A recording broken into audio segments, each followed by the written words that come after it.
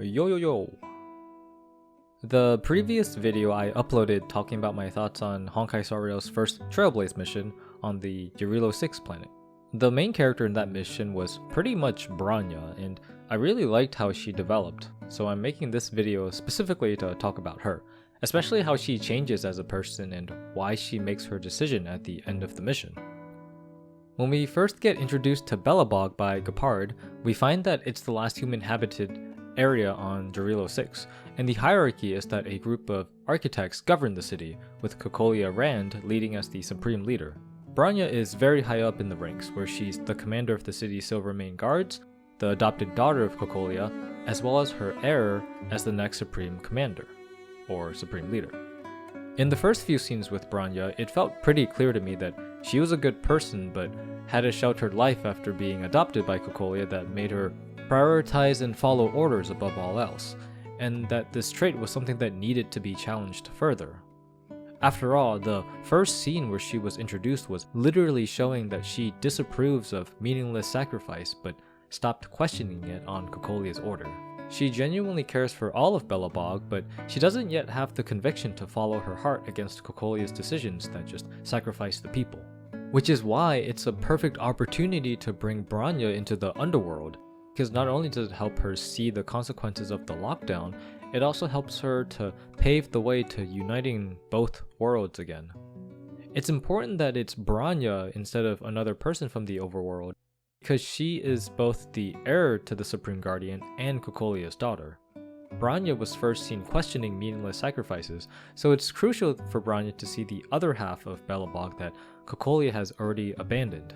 What I like about Bronya seeing the Underworld again is that at first she still stands by her views. Even though Seele criticizes the Silvermane Guards as living the easy life, while the Underworlders have it poorly, Bronya rebuttals back about how hard the guards have it by constantly fighting the monsters. Both are right in their own way, which is good writing in my opinion, but Bronya doesn't even stop to think about how the Underworld is, even though she's finally back here for the first time in over 10 years, because she still believes what she was falsely told.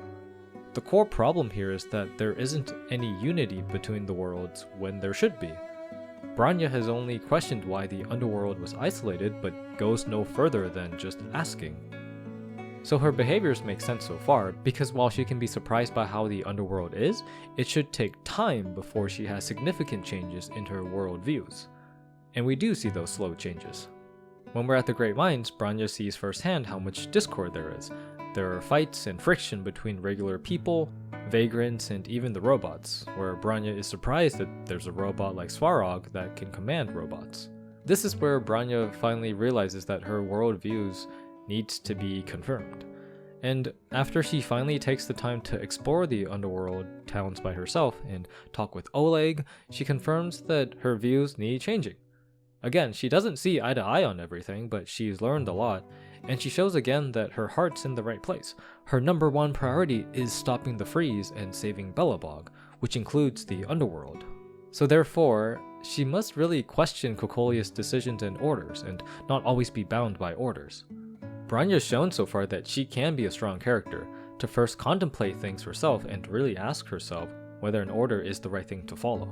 And despite all this, she still has trouble figuring out how to get through to Cocolia, so there's another push that she needs. Even though Bronya understands that things need changing, she's not confident how to best go about these changes.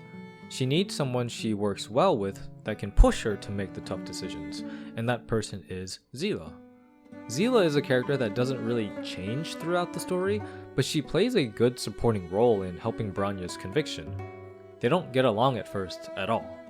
They literally clap back at each other whenever they can, even though they both are surprised later on by how well they can work together.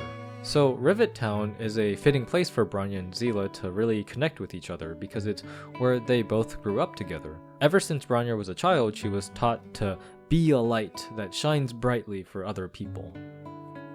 Bronya is able to really start understanding herself by connecting with Seele, because of their common childhood of having grown up in Natasha's orphanage in Rivet Town, since she understands that Seele is essentially living the life that she herself would have been living had Cocolia not adopted her.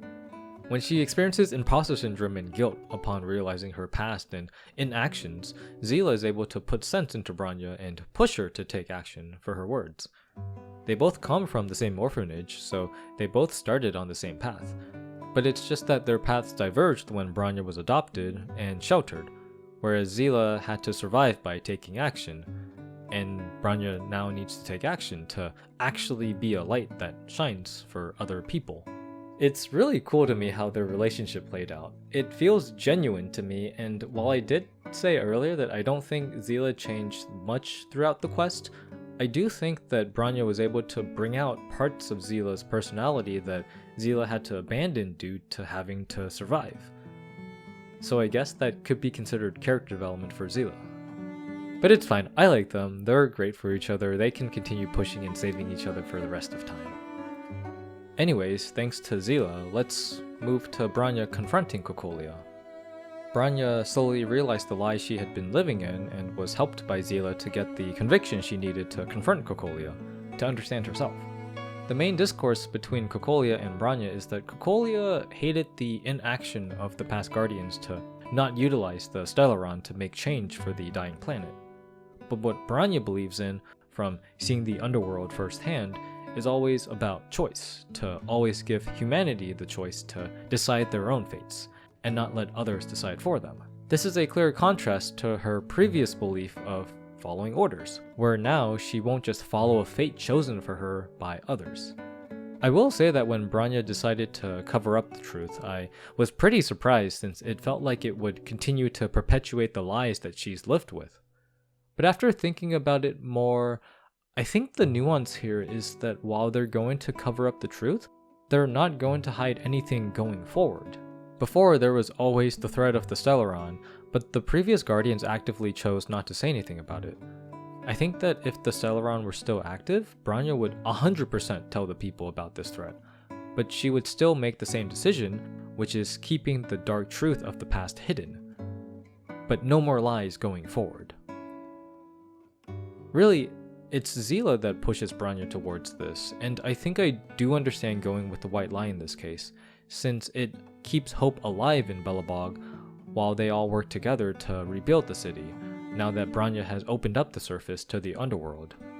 So yeah, while the decision was initially surprising, I understand it more now, and it does make sense with both Seele's and Bronya's characters.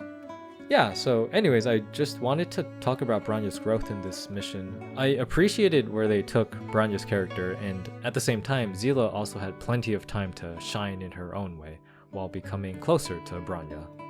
It's cool that technically this isn't a happy ending per se, because there's still work to do to recover the planet. But I think that's fine because I appreciate knowing that there are still goals for these characters to move forward to. The overall writing in this first Trailblazer mission was very satisfactory to me, so yeah, really excited to see more character development from other characters too. I'm gonna go play the next Trailblaze mission now. And that'll do it for me. Feel free to subscribe, and until next time, take care.